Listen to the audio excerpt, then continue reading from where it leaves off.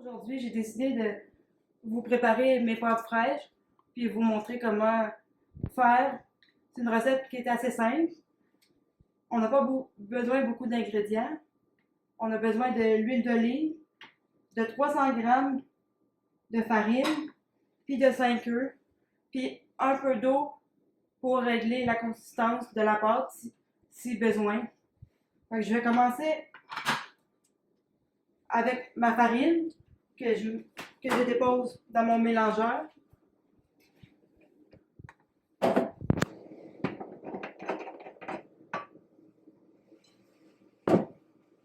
Ensuite, je vais prendre mes 5 œufs que je vais mettre dans mon robot.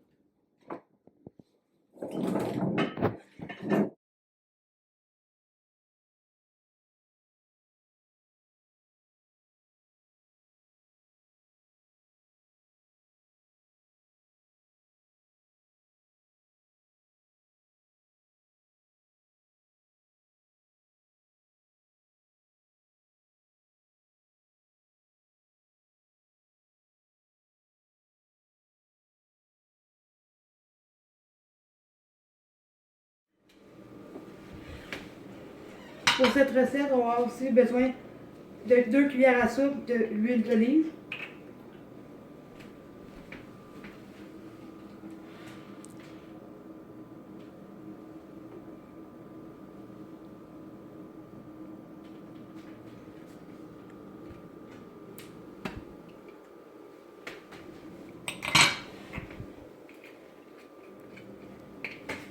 Là, tout ce qu'il reste à faire, c'est de mettre le robot en marche et d'attendre que la pâte passe.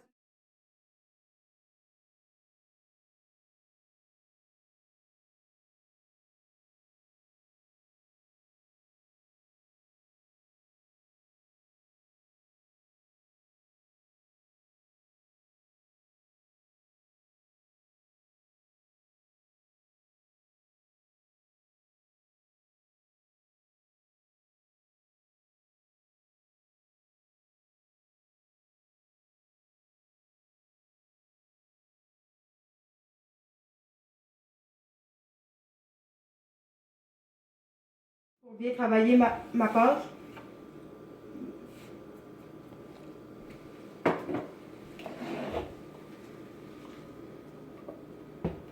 Là, ce que je vais faire, c'est que je vais venir travailler la pâte avant de la passer à la machine à pâte.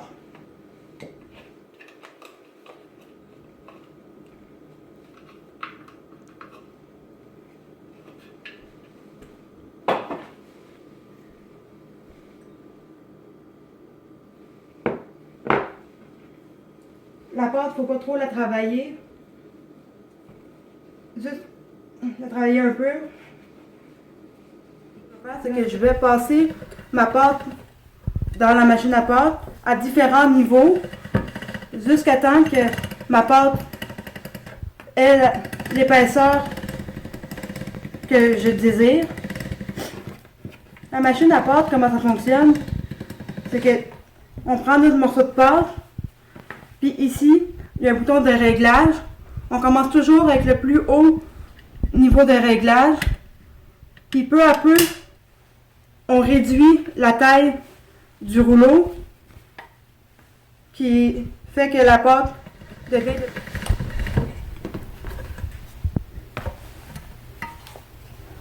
aussi, qu'est-ce qui est plus simple, à place de tenir, on le met en accordéon comme ça, puis qu'on a tout simplement à venir.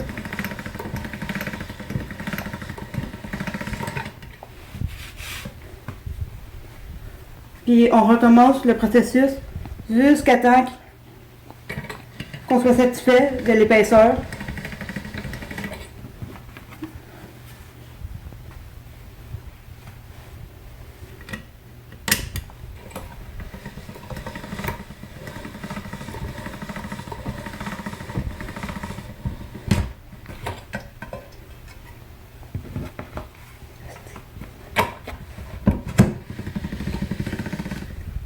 Puis recommencer ce processus en diminuant encore l'épaisseur de mon rouleau.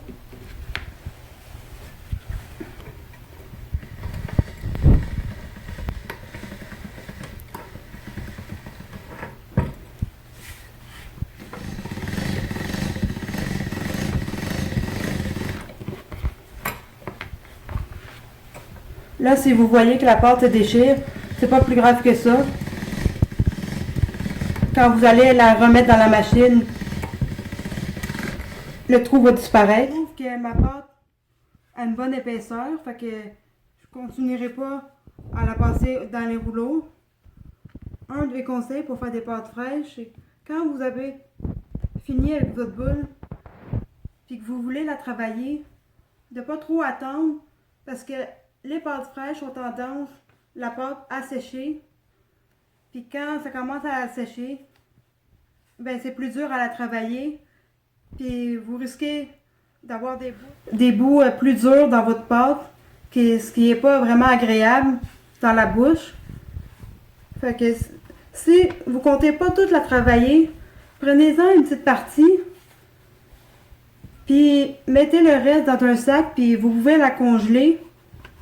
Comme ça, vous ne perdrez pas le bout que vous n'utiliserez pas. C'est ça que je peux vous dire.